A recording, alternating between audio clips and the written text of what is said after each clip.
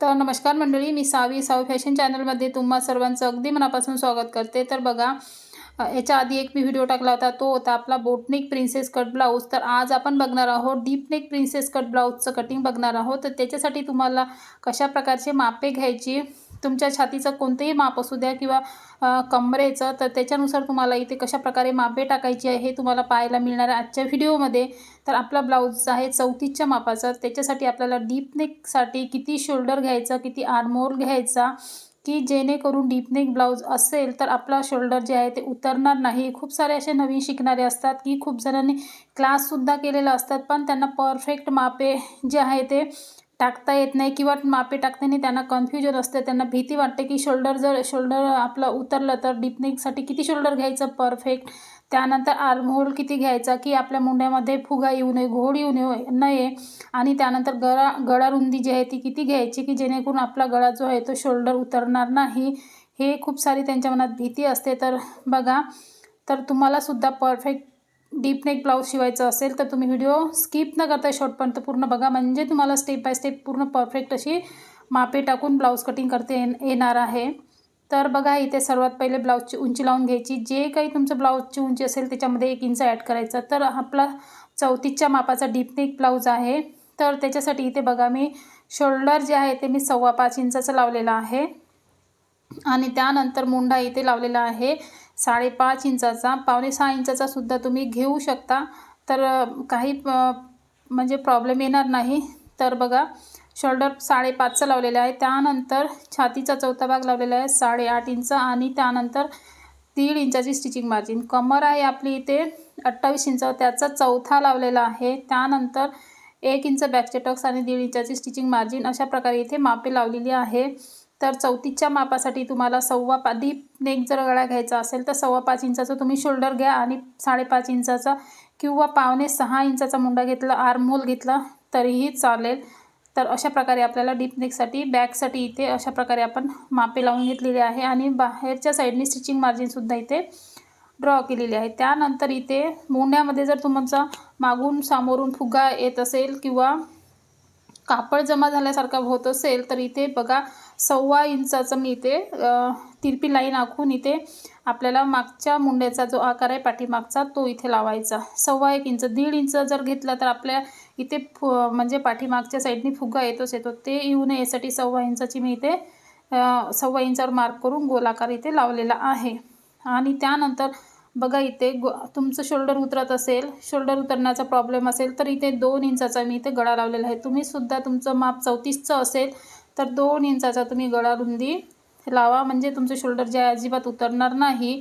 आणि त्यानंतर गळा बघा, इथे 9.5 इंच लावलेला आहे, आणि खालच्या साईडने सुद्धा इथे 2.25 म्हणजे इंच लावून अशा प्रकारे लाईन जी आहे ती उभी गळ्याची ड्रॉ केली आहे। आणि तुम्हाला याच्यामध्ये कुठला गळा करायचा आहे ते तुमच्याप्रमाणे तुम्ही करू शकता। इथे मी गोल गळ्याचा आकार देणार आहे। तर बघा, अशा प्रकारे जे आहे ते आपलं गळ्याच्या रुंदीचं माप जे आहे ते लागलेलं आहे। तर आता आपल्याला हे कट करायचं आहे, आणि त्यानंतर फ्रंटचं सुद्धा आपल्याला परफेक्ट असं प्रिन्सेस कट ब्लाऊजचं माप बघायचं आहे।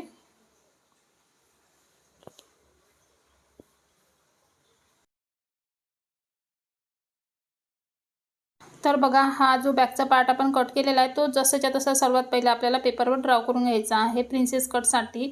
आणि हा बघा, खालच्या साईडने मी 1 इंच जे आहे ते एक्स्ट्राचं सोडलेलं आहे, एक्स्ट्राचा पेपर सोडलेला आहे खालच्या साईडने बघा। आणि त्यानंतर हा आता आपल्याला सर्वात पहिले जसच्या तसा आपण ड्रॉ करून घेणार आहोत।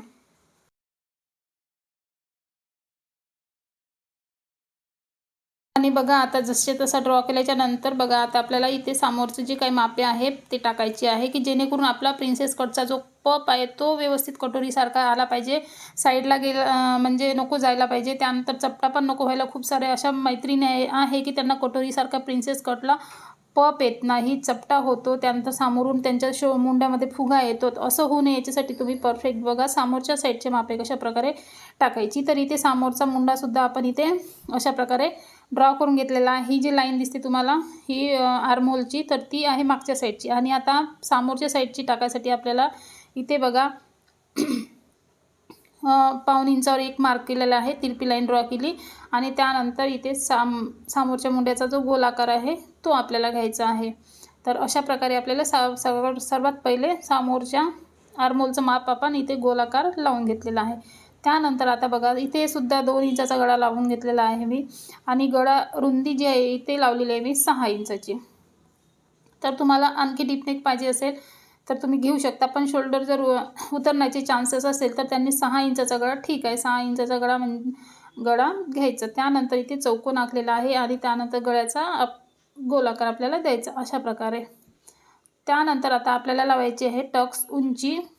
तर बघा इथे प्रिन्सेस कटमध्ये आपल्याला टक्स उंची ही खूप महत्त्वाची असते, की जेणेकरून आपला जो पप आहे तो व्यवस्थित येण्यासाठी आणि टक्स लाईन आपली व्यवस्थित म्हणजे जिथे आपला बस्ट पॉईंट असतो तिथे व्यवस्थित येण्यासाठी टक्स उंची आपल्याला ब्लाऊजची घ्यायची.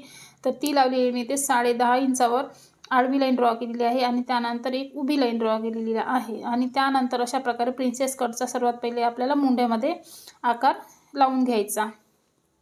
त्यानंतर खालच्या साईडने आपल्याला बघा 1.5 इंचाचा इथे द्यायचा आहे.